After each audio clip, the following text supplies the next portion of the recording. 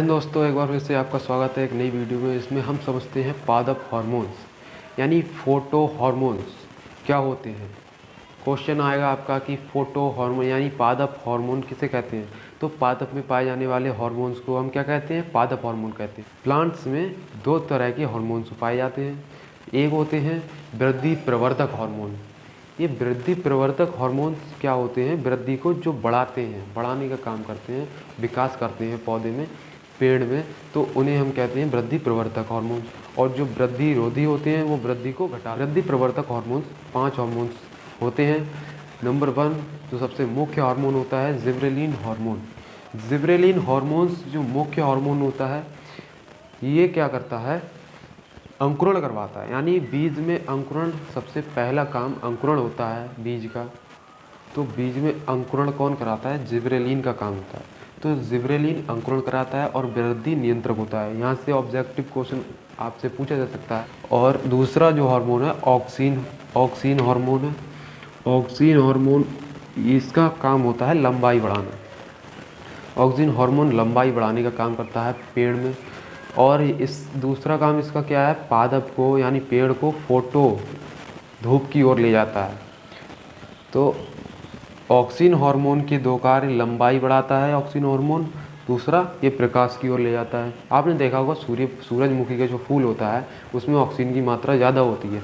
तो वो क्या होता है, जिधर को सूरज होता है उधर को वो फूल जो है घूम जाता है, तो उसमें ऑक्सीजन की मात्रा ज़्यादा होती है।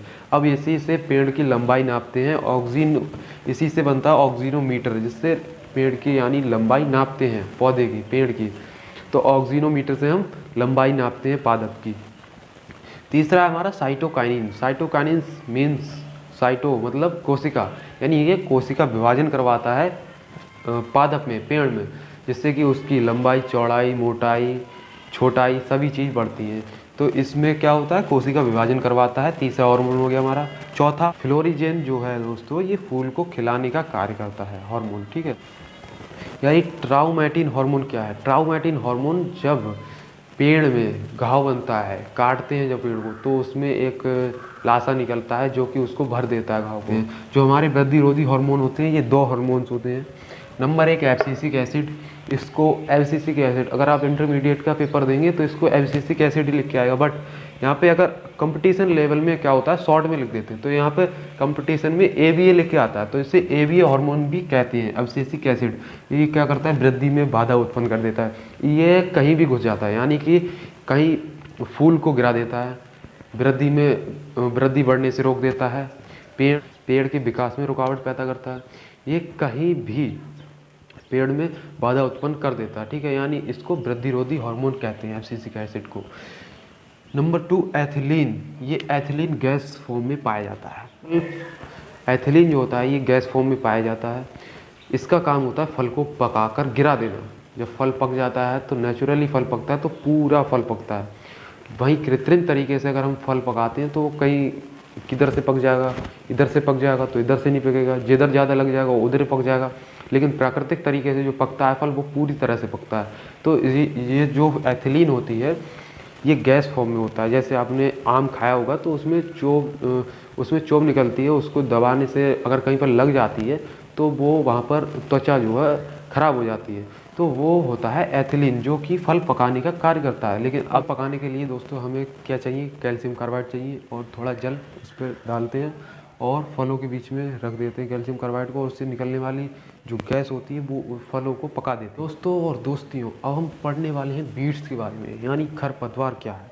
खरपतवार फसल में उगने वाले अनावश्यक पौधों को हम खरपतवार कहते हैं। जैसे आपका गेहूं का खेत है तो उसमें कई प्रकार की घास अनावश्यक तौर पर उग जाती हैं। अब गेहूं को दिए गए पोषण को वो अपना भोजन बनाती हैं, यानी कि वो दूसरे के भोजन से अपना पेट भरती हैं। यानी खेत में अनावश्यक पौधे खरपतवार होते हैं। उनको हमें मिटाने के अब खरपतवार को ख़त्म करने के लिए हमें चाहिए खरपतवार नाशी, जिसे हम कहते हैं वेडिसाइड। वेडिसाइड जो होते हैं, इसका उदाहरण है आपका सिमाजीन। जो गांव से होंगे, गांव वाले तो जानते ही होंगे, तो जो वेडिसाइड है उनके उदाहरण सिमाजीन है और 2,4-D। 2,4-D का पूरा नाम आप पूछ सकता है एग्ज़ाम में, तो पूरा नाम होता है इसका डाइक्लोरोफिनॉल एसिटिक एसिड। यहाँ पर देखो, इतना बड़ा नाम लेने से अच्छा है हम 2,4-D इसको बोल देते हैं, डाइक्लोरोफिनॉल एसिटिक एसिड। ठीक है, तो ये खरपतवार नाशी हो गई है आपकी। अब मिलते हैं नेक्स्ट वीडियो में, तब तक के लिए जय हिंद, जय भारत, वंदे मातरम।